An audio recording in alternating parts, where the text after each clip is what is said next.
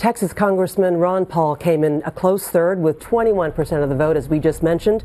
Representative Paul, good morning and welcome. Good morning. Thank you. First, congratulations on finishing in the money in third place. But let me ask you this. You had the biggest organization. You had the biggest support of voters under 40 years old. And the Des Moines Register had a poll that said that you, not Rick Santorum, was going to be neck and neck just 72 hours before the caucuses. So are you a little disappointed about finishing third?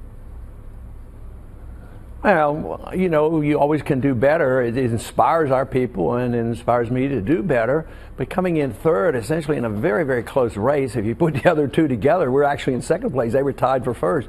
No, it's, I think it's doing very well to be in the money and getting an opportunity to go into New Hampshire with a good showing. Some might say that the real story of the Iowa caucuses might be that now conservatives have a real candidate in Rick Santorum. I wonder, given his surge, what you think about his potential in this race. Well, you know, last night when I gave my talk, I tried to once again explain the difference between my conservatism and neoconservatism, because I'm conservative across the board, you know, in economic matters and in personal matters. Conservatives aren't supposed to believe in big government. They're not supposed to regulate your private life. And also, why is it that some conservatives think the more money you spend overseas, the more conservative you are?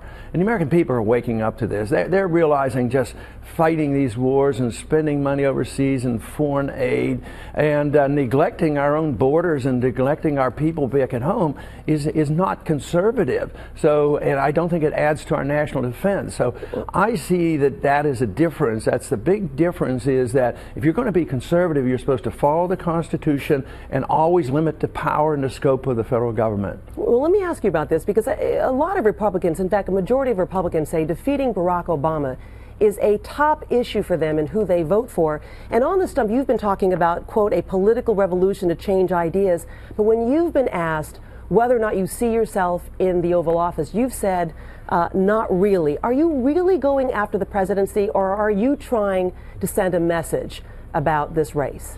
Well, I think the quote you're using was taken out a little bit out of the context, because obviously I'm running on issues which are very important, but the best way to promote your issues is to win elections. So I think that's the most important. As far as taking on Barack Obama, you know, if you look at the independent vote last night, I bet you I probably did the very best there. And if you look to bringing new people in, the frustrated young people that Obama had, you have to look at my campaign. I mean, that's where the enthusiasm is.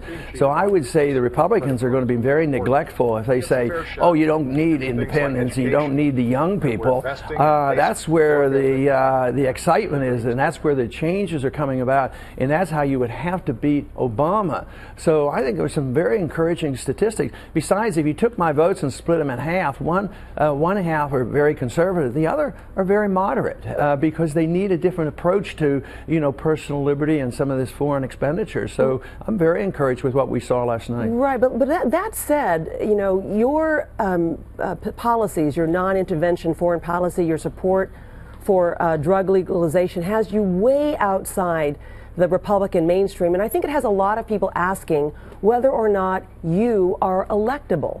So on this question, what is your answer?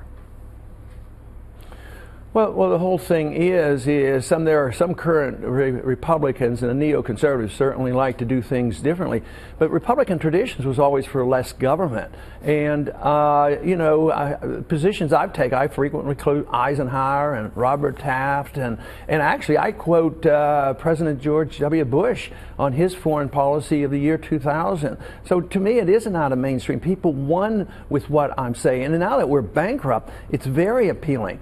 75% of the American people are tired of that war in Afghanistan. And so this is one thing. So I think it's misconstrued to think that I don't want to deal with the world, because I do. I want to deal with it in a different fashion. I don't want to threaten and intimidate and invade countries and occupy countries and lob missiles on countries. I want to deal with it in a different way. I fear this aggressive approach and this careless approach into trying to force other peoples to do our will. I think our job is to take care of ourselves and defend this country. All right. Well, on that note, we'll have to leave it. Congressman Ron Paul, thank you so much for joining us this morning.